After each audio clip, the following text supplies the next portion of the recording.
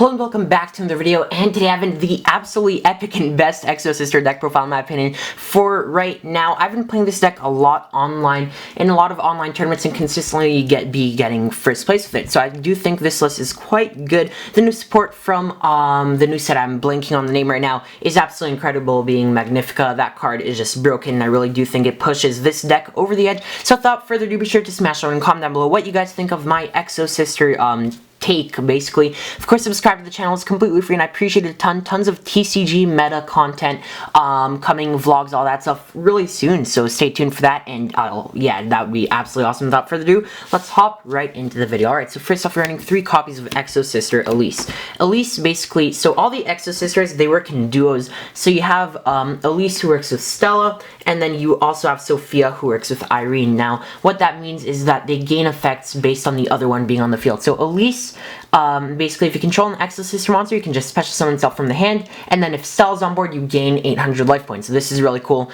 because it's just a free extender. No matter what Exosister monster, you can always just special summon it from your hand. That's why I think this is one of the best Exosister monsters by far. Additionally, all the Exosister monsters have an effect where if your opponent banishes a card, not banishes, just moves a card in their graveyard in general, whether that be with Monster Reborn, you know, all that stuff, they can tag out into any Exosister Exige monster. That means you can just straight up play the Exige monster over them as a 1-card Exige summon, which is a really cool mechanic in my opinion. It's kind of like a slower Zodiac, but also very different, and the deck's really cool because of that. So that's all the Exorcist monsters have that effect, but yeah, Elise special summons itself from the hand. Next, we have 3 copies of Stella. Stella basically is your Goblinberg. You can, in your main phase, just special summon an Exorcist monster from your hand, being any Exorcister, and then if Elise on the board, you gain 800 life points. So that's what I mean by working together. Now, also, it does have that tag out effect. So 3 Stella, 3 Elise, I think, is the correct ratios. These cards are really, really great, and I really do like them.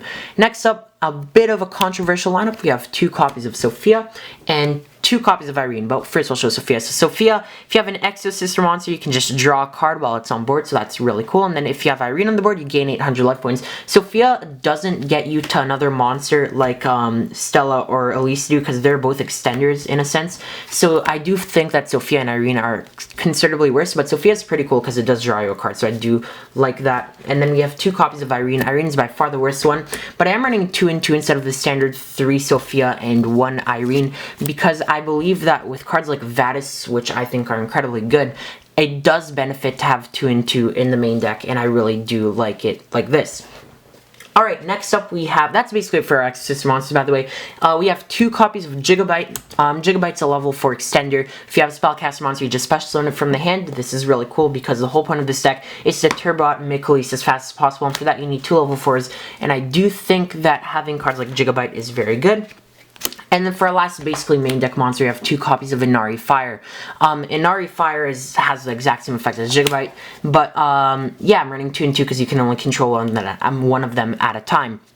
This is really cool. I'm not running the Magistus card or any of that stuff. I did test with it, but I found that with this lineup, the deck very consistently gets out the proper amount of monsters to get to Magnifica and all that stuff. So I really do like this lineup. Next, we have 3 copies of Exosister Pax. Now, Pax is the whole reason why you'd be playing this deck. This card is incredible. Basically, you pay 800 life points, and then as a quick effect, so it's a quick play spell, you can add an Exosister card, not monster card, from your deck to your hand, and then if you add an Exosister monster, then if you have an Exosister monster with the monster's name that you added listed on it, so for example, if you have Elise on your board or field and you searched Stella, because Elise mentions Stella on the text, you can special summon Stella for free. So this card, Pax, is basically an extender and a searcher, and it doesn't only search the monsters, it searches any Exosister card. So this card is absolutely incredible, mandatory 3 of broken card. We have 1 copy of Arment over here. Arment's a pretty cool card. You can search with it with Pax if you need. Basically, you pay 800 life points, and then it lets you tag out an Exosister into different Exosister Exige monster. I do like this card, but I do think it's a bit slower, so I don't want to run more than one copy of it, I like it as a searchable one of, and same thing goes for Carp Divum. So I know a lot of people aren't running this card, but this card's pretty cool because it's basically Prohibition, and it also gives all of your Exosister monsters protection, and then also it does have a pretty cool spell and trap removal effect where if an Exosister monster attacks, you just pop a spell and trap card your opponent controls. So I do like one copy of Carp Divum in the deck. I do feel like it's a pretty powerful card, especially to search on top of your end board in the combo. Next up, we have my favorite card in the deck by far. We have 3 copies of Exosister Vadis. So this card is a +1 trap card, which is not very common, but basically it straight up just summons 2 Exosister monsters from your deck that list each other on them. So this is really, really good because you can summon Irene and like Sophia and then draw a card, which is awesome. And then what's also very, very cool about this is that it gets you 2 level 4s for literally 1 trap card. And if your opponent activates a card, like Monster Reborn for example, you can chain Vadis, summon 2 Exosister monsters from your deck, and then the Monster Reborn will resolve. They revive a card, and then you trigger both of the Exosister monsters effect that you summoned. Because a card left your opponent's graveyard, you can just tag out into any 2 Exosister monster Exesis in your extra deck because of their effects, so, which is really, really powerful. So this card is incredibly strong, and I really like running it at 3, and I highly recommend you try this. It's a really, really powerful card, and I really do love it. And that's basically it for our Exosister cards. The rest of the main deck, so you have 3 copies of Ash Blossom and Joyous Spring. Ash is an incredible card. I do find that having a deck like this, you want to focus on basically 2 banishes, which is what the main deck engine gives you. 2 banishes and like some follow-up and stuff, backed up by a lot of hand traps. So I'm playing this as a mid-range style deck. Next up, we have 3 copies of Effect Veiler, same reason as Ash. Ash is really good, so is Veiler. This format, I really do like these cards. You want to hit Branded Fusion, you want to hit Lubellion, all that stuff. Next, we have 3 copies of DD Crow. Crow is really good this format, in my opinion, against decks like Drytron and a lot of other stuff. You can get rid of your opponent's Tragedy from the graveyard. This hits a ton of cards, and I actually really do enjoy playing DD Crow in the main deck. So that's already 9 hand trap, but that is not enough. We're running 3 copies of Ghost Bell and Haunted Mansion. Now, this may seem to you guys very heavy on the hand traps, and it is, but in this deck I find you really only need 1 to 2 cards to combos, so if you can fill up your hands with 3 hand traps, that is really, really incredible. And to go along with that theory, we are running 2 copies of Infinite Impermanence on top of that. So I find that this hand trap lineup really is carrying a lot of things past the double banish. So it's really incredible how 2 banishes and backed up by all of these hand traps, your opponent just really won't be able to play. And I think that's why this deck can be so powerful sometimes. I really like this lineup, and I highly recommend you guys try this out. Next up, we have 3 copies of Forbidden Chalice. Chalice is an additional interruption and a board breaker, which is why I really like this card. Try this out. I really like it. I think this is really powerful. You can swap this out for Droplet, but I don't like sending cards because Chalice is straight up a 1-for-1, and Droplet is usually like a 2-for-2, which, don't get me wrong, is good. But since it's an Xyz deck that revolves around 1 to 2 card combos, you really want to keep as many cards in your hand as possible to maintain card advantage. And finally, to make this a 9 card deck, you have the 1 copy of Upstart Goblin. And that's basically it for the main deck. It's super consistent, and I really, really like this list. Honestly, if you guys try this out, you'll see what I mean. It's incredible. You're consistently opening up the combo with straight up hand traps for days to back it up. Next up, we have 3 copies of Exosister Mikulis. This card is so broken. Let me tell you why. So basically, it requires 2 level 4 monsters, so it is generic, but that doesn't matter too much. Can't be destroyed by battle, special summon, but with monster special summon from the graveyard. It's pretty cool. Doesn't come up too often, but you know, whatever.